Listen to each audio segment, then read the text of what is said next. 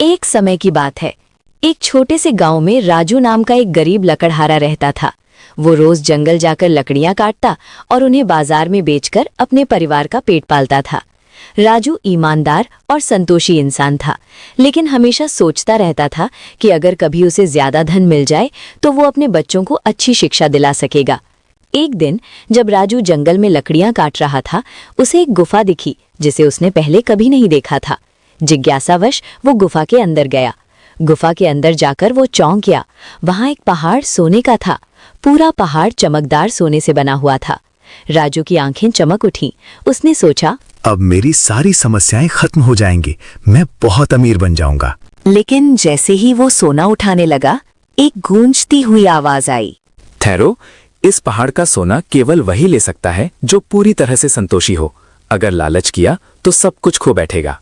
राजू थोड़ा डर गया, लेकिन उसने सोचा, मैं तो सिर्फ थोड़ा सा ही ले रहा हूँ, ये तो लालच नहीं है। उसने एक थैला भरकर सोना उठाया और गुफा से बाहर निकल आया। अगले दिन वो फिर गया और 2 थैले भर लाया। फिर तीसरे दिन और ज्यादा। धीरे धीरे वो सोना इकट्ठा करता गया और अमीर बन गया। लेकिन उसके साथ उसका लालच भी बढ़ता गया। अब राजू अपने पुराने दोस्तों से घृणा करने लगा, अपने बच्चों पर गुस्सा करने लगा और हमेशा सोने की चिंता में रहने लगा। वो डरने लगा कि कोई उसका सोना चुरा ना ले।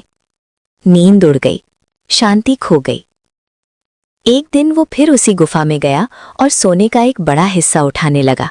तभी फिर वही आवाज आई, तू संतोषी नहीं रहा, अब तुझे सब कुछ खोना होगा।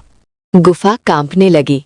सोने का पहाड़ धीरे धीरे पिघलने लगा और सब कुछ रेत में बदल गया। राजू जमीन पर गिर गया और जब उठा तो उसके हाथ में कुछ भी नहीं था। उसका सारा सोना गायब हो चुका था।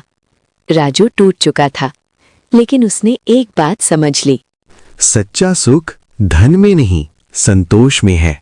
वो फिर अपने पुराने जीवन में लौट गया, ईमानदारी से काम करने लगा और रब